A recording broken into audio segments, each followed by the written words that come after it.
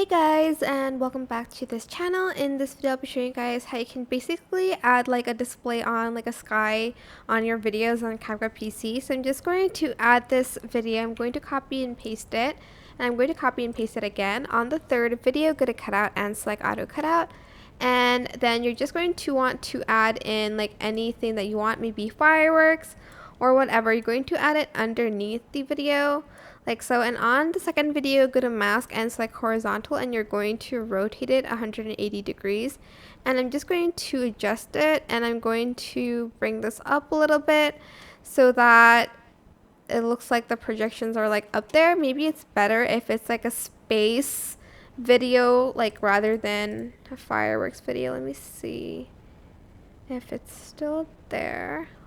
Well, it is still there, but I think I'm just going to use this earth one maybe, and I'm just going to replace it.